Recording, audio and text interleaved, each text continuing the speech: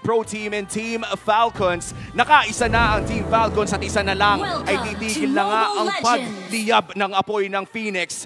Pero ang Phoenix ay hindi basta-basta magpapatalo. Pumasok na tayo sa Land of Dawn. Aabot nga ba tayo ng Game 3? Mainit itong debut pick ng isang Ling. Last time na nakita ko si Ling, MDLP, si H2 pa naglaro eh. Ayaw Sakto, nga. nandito ata Omega kanina Neos. si H2. Oo, wait lang speaking of mga ano dito, Oy, dito. Oy, wait lang. Opa. Meron din dito sa may bandang ibaba. Ang aga nito para kay Cousin Super Marco ha. At ito ata yung bagong skin ni Selena. Wow, nahuli dito agad si Few pero double dash agad. Mukhang hindi talaga naglalak ang daliri. Ay, naku. Nalak na kagad dito si Flap TC. First blood para sa TNC, sigawan ang Phoenix Army, pero kakalma muna. Oo, Nabigyan ng matindi ron si Flap. I think he was just trying to look for the pressure point dito sa jungle ng TNC, kaso sinalubong siya ni Lancy at pati na rin ni Lord GM. Talagang protektado rito yung jungling pattern ni Zyda, and so far, wala masyadong pressure na nararamdaman dito yung Hayabusa. And Team Falcons, parang sila pa nga yung one-upan doon sa engagement na yun. Oo, at mukhang nafe-freezan pa nga ang gold lane for TNC Pro Team. May mukhang huhulihin nila ng bagya si Okwen. Grabe, ang tapang talaga. TNC Pro Team, may nakakuha na. Habang tayo sa blade mula kay Kyle TZ. Hindi na niya abutan dito si Zyda. At medyo late din si Few doon sa naging aksyon. Teka lang mukhang may balak dito si Few pero hindi nababato ng Abyssal Arrow. Maghihintay lamang kung nasaan si Kozen. Here comes the arrow and it lands! Tinamaan, ito na ang pagsugod ng Team Falcons. Flicker in the burn para dito kay Kozen. So magandang signal to para kay Super Makmak. Yeah, malaking factor yan kasi that determines how aggressive you can play the lane. Pero ngayong walang flicker yung Granger, medyo kailangan niya mag-ingat lalo pat level 4 na yung Harit. Pero may trade naman sa may top lane.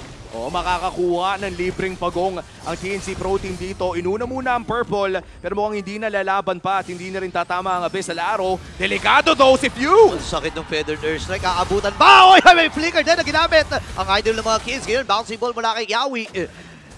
Wala mo na magkakapatayan pero mainit ang TNC, pre. Teka na yun, yung Lethal Ignition hinipan na lang eh. So, tsaka sobrang lupit na hinintay din ni Lancy na parang i-bait yung flicker.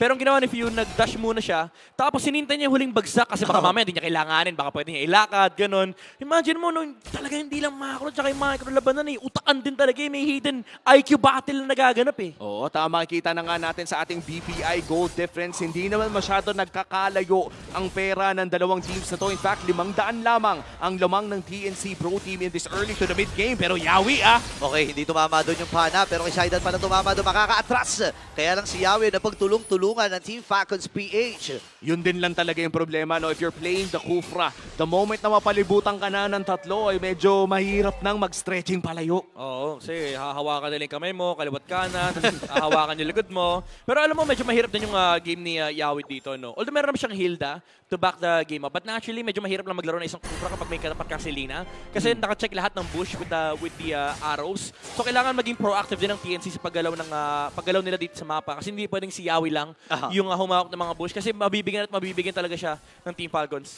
Tsaka may mga punto no na naging counter din ang isang Hylos sa isang Kufra, no? Kasi ang dali lang pag bumaon symbol, salohin mo lang, di ba? Ayan, speaking of pagsalo, nasalo ni Flap TZ. Yung mga Feathered Earthstrike pero buhay pa rin siya.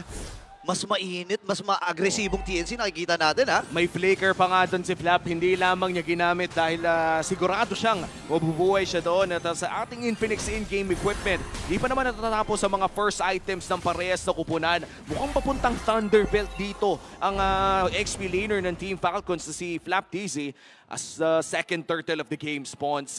Magtatapatan ng dalawa, mukhang wala pang nakakalamang in terms of the positioning sa ating second turtle. Yeah, medyo gusto rin naman mag-farm ng dalawang core pero sa may bottom lane si LTZ. Aray ko po, eto na. Araw ko po. Hindi na siya nag-flicker. Ni-normal na ni Kyle TZ. Alam ng isang lim kung meron talaga siyang magiging target no? Ganun kadali Yun yung mga nakakamiss. So yung dash biglang lilipad, yung mga fast hands moment. Yan yung madalas may TikTok compilation Tapos yung sasabihin nilang no trade talaga kasi ano bang choice mo, di ba? Napakabilis lumipad. Nakapatay na ng isa, Lord JM. Tatangkihin dito si Few. At mukhang ang turtle ang sunod na puntirya ng Team Falcons. Yawi nag-stretching na, Kyle TZ hinahanap pa nila at si Zyda, Falcon na. Doon Okay. na lang hinihintay. Sino ang tatamaan ng do? Ngayon si Yancy nagamit din kagad yung Feathered Earthstrike. Zyda ay nabitawan yung kanyang Shadow. Ang tanong, makakaabot pa siya pero tumama yung Abyssal Arrow. Kasama pa yung trap. Is it Zyda pa din? Ang magwawagi dun sa bagong na yun. Tapos yung blade pa mula kay Kyle TNC. Wow! Tumama na naman yung pala mula sa idol ng mga hits. At namatay na kagad yung jungler dito from TNC. Yawi ay aatras. Hindi lalaban pa rin. Kasi nga naman nandiyan na si Kozel. Lord JM ay pinupunti rin ng dalawang miyembro mula sa Falcons. Pero kakalma muna magkabila. Wow, retry battle ang nagkapugian. Ang dalawang jungler, parehas may opportunity. Yung mas pogi sa ngayon, yung nanaig. Oh, last time na nakakita tayo ng Ling versus Hayabusa. Falcons AP Bren last season. TLPH pa kalaban nila nun. Alam mo, nakakamiss yung ganito, yung Ling Hayabusa retrihan. Oo. Kasi pagalingan talaga yung yung magpatong ng skill tsaka ng retry. May tawag pa tayo dyan yung mga galawang sign up na pogi. Oo, sign of Oo nga pala. Yung tawag natin doon. sign of the Oo nga. Yung may mga kumakwad shadow habang nagre-retry, Oo. tapos yung mga nagtetempest habang rumiretry. Sila ano pa nun, naalala ko, nandito pa si Kyrie nun. Nandito pa si Kyrie. May Howie Bangs pa yun, May di ba? Howie Bangs pa, yung mga sign up na Si po. H2 rin, nandito pa nun. Nandun pa. May freestyle pa ng Hayabusa yun. Na-miss din natin no, yung sign up na pogi nagbabalik dito sa matchup na to. Wala pa rin pong nakakalamang 6 minutes in at mukhang nahuli si Ogwen. Kyle nag-aarap ng anggulo. Uy! Okay, bouncy ball nagamit na habang yung Tempest of Blade ay nabitawan na rin. Pero si Ogen yung mamamatay. Shadow kill. Ay pinagsaluhan ng dalawang miyembro mula dito sa Falcons. Habang si Flap sa may badalikod. Pasok na naman si Kyle. Wala si Tempest of Blade dito pero kompleto pa. Actually, 4. Uy! Para yung sa TNC ay umaabante. Arikod, sakit na rin pala ni Lord JM. Oo, at partida, wala pa siyang sinasampal sa kanyang ultimate. At kung may nasampal man siya, pinampigil lang ata niya Oo. ng 4 blades doon ni Kyle TZ. Oh, ang sakit din kasi niya yung mababa yung physical defense mo tapos meron pang Thunderbelt procs. Pero very important doon yung approach ng Team Falcon sa team fight. Ang bilis nung pag-takedown nila kay Kufra. Na-dodge nila yung na-dodge ni Kyle TZ yung Tyrant's Rage dito ni Yawi with the Tempest of Blades tapos nag-sign of the Pogi siya. Oo. Pinor Bladesan niya. Kaya niyang patayin yung Kufra. Oo nga, nagulat din ako. Hindi nga lang 4 blades, yung may extra tusok pa eh. Yung alam mong magaling talaga magling na Oo. nakaka-anim na saksak. Yung 6 blades, yung Six. pagbaba mo, tutusok ka pa ng second skill, tapos ulti. Technically nga, kaya mong gawing 7 yun eh. Yun Diba? yung Seven ultra Lions pogi eh. na 7 Oo. Lions na yun. Ay, oo nga pala. Tapos idagdag mo pa, may Warcry pa, di ba, na-activate. So talagang iba pala ang Ling ngayon no? Tsaka nakakatuwa sa Warcry, damage proc yung binibilang. So yung unang lapag mo plus yung Tempest mo, dalawa Dalawa agad. na, oo. Tapos yung mga susunod mong saksak, masasakit na. Alam mo, technically nga, isang second skill mo, dalawang stack kagad yun eh. Kasi yung paggamit mo ng second skill mo, yung Defiant Sword, may basic attack kagad yun eh. Ay, So oo. dalawa kagad yun. So agad-agaran palang dumadating yung bonus damage. Ngayon with the last turtle, si Lord JM at ang TNC ang hahawak nito pero may vision si Ogwen. Okay, ngayon si Ogen ay umabante na. Sinubsob na niya yung sarili niya pero inside na pa rin magwawagi. Habang Flap TC nagamit yung kanyang sipa. Tapak siya ng cycle ay dito pero pinupuruhan na. Yawi? Nagpipagod itong si Yawi naman na yung nakakagad. 4v5 ang magiging laban. Lord JM ay nandito din. Lancy with the Feathered Earthstrike. Pero si Zyda nag-aantay lang ng cooldown ng kanyang One Shadow. Ando na yung Shadow Flap, kill. Flap. Flap TC Oh! nasama pa yung mga minions. So nakakuha din ang kill. Grabe yung bakbakan. Biruin mo naghati-hati na pero Sigal, may sigal, isang sigal, sigal. kumabit pa rin. Uy, uy, uy. Kyle sa likod, Ayan na, Lancy! nako. Ayan yung walang bawi. Talaga! Lilipad pa ang ibon, pero hindi Oh! malaya nakalipad at nakatakas pa si Kyle. Grabe. Wow! Labanan talaga ng liparan dito sa game number 2. Grabe, ito yung mga assassin moves na na-miss natin. Anong macro-macro?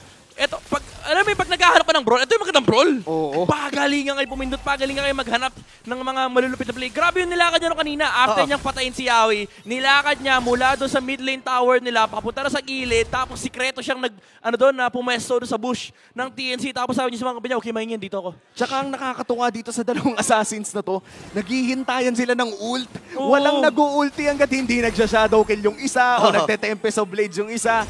Talagang labanan parang pure assassin battle. Oo. Lancelot, namimiss ka na namin pero ang tagal mo nang hindi nagpapakita. Oo nga eh. Parang huli atang gumamit nun si Irad pala. Si Irad Season, no? Pero malupit yun ha, malupit yung performance na yun. May Nolan kasi, si Big Brother eh. Oo. Nagka-Nolan kasi.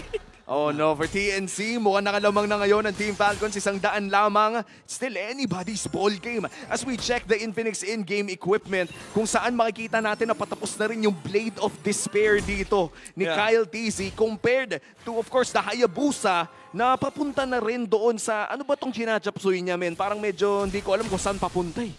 Heptasis. Heptasis. Ay, naku, na-solo kill pa. habang pinag-uusapan natin, Flap TC ay nabitawan or Zyda ay nabitawan yung kanyang shadow kill doon. Ayun na, BOD na. Ang hapdi niya, kada hampas niyan, 1,000 yan. Tsaka nakakatakot dito no dahil wala pa si Flap, baka sakaling pwedeng gawin ng TNC Pro Team na kontrolin na ang area around this Lord area. Ang tanong na lamang ay syempre babalik din naman dyan si sa Flap, baba, sa napakabilis din yan. Yan lang problema nila, yung mga pana, tsaka yung mga traps na nanggagaling kay Selena. Napagpaplanuhan si Kyle TZ sa may bottom lane, kaso link kasi yan eh. Napakahirap din habulin ni Kyle TZ. So even if sabihin natin maganda yung pwesto rito ng TNC sa Lord Pit, number 1, lagi namang aabot yung link dyan. Oo. Number 2, may CCTV sila dyan eh. Oo. Nandyan si Pew eh.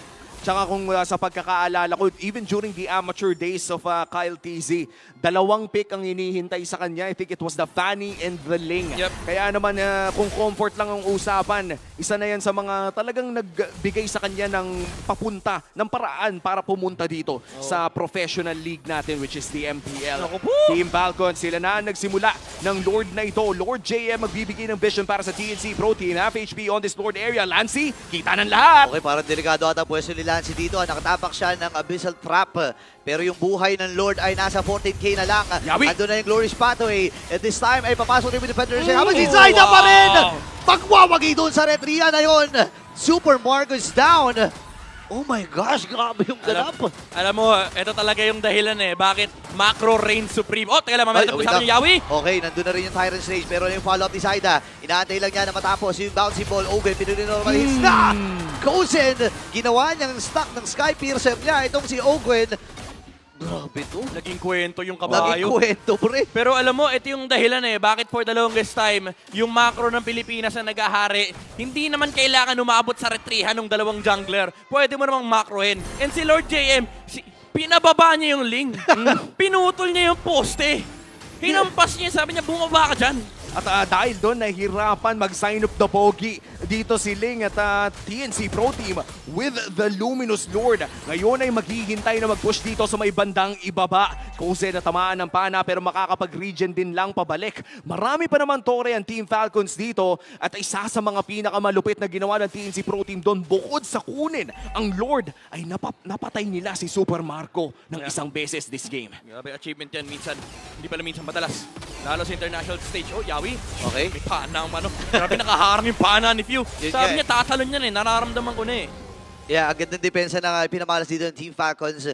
And tama ka dun eh, hindi komportable si Yawi na mag-stretching. Kasi easy target siya ni Pew eh. So kailangan niya talagang gamitin yung mga damo na nasa paligid ng Team Falcons.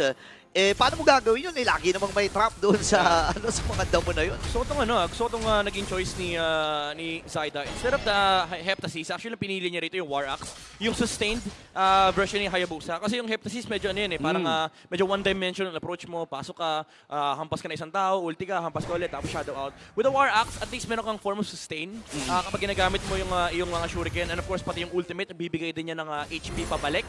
Kasi technically spell yan. So nagagamit mo yung spell vamp na binibigay ng War Axe. So you are allowed to kind of fight into Team Falcons. Kasi kapag yung version ng Hayabusa na medyo one trick ka na shadow in tapos ulti, parang di nila kakayanan dito yung yung sustained team fight ng Team Falcons. So maganda yung naging approach dito ni Zyda kasi it allows you to play into the lineup of the enemies but also na-amplify yung mga kampi mo kasi hindi lang si Kuzen yung primary target. Ngayon pati si Zyda pinapatagal yung team fight for TNC. At saktong-sakto no dahil si Zyda ang ating BPI Gold Leader. Pinakamayaman right now sa larong ito. At kitang-kita din naman na yung additional cooldown reduction na nabibigay ng War Axe ay nakakatulong din with the outplays na gusto kong balikan yung clip ni Carl TZ last week on Hayabusa. Oo, kumaga yung mga outplays na yan talagang pwedeng-pwede yan. Minsan, pag na-shadow ka na, i-expect na kalaban mo, wala na shadows. Maya, parang 2 seconds, 3 seconds lang nakaka-shadow lang. May shadow na naman. Yawi! Si Yawi, naka-Tyrant's Revenge dito na pag-amba. Ngayon, wala tinamaan. Si Flap TC lang tinamaan, pero si Lord JM napalalim. Federation from Lancy. Pero si Kyle TC ay nandun. Nilapon niya si Zyda. Ngayon, round 2 daw ng bakbakan. Kasi hindi nagkamatayan. Pero atras muna uli ang TNC. Ang medyo malungkot doon, ang daming battle spell na na-burst side ng TNC. Sila yung pumasok sa laban na yan. Pero walang retry. Si Kyle TZ, may nakro na naman ng TNC. At kailangan ng lumaban dito ng Team Falcons kung gusto nilang pumalag sa Lord. Hero lang ang choice. Okay, naghahanap ng magiging puntirya dito ang Team Falcons. Si Pew ay nandun sa may bandang ibabaw ng Lord, ha?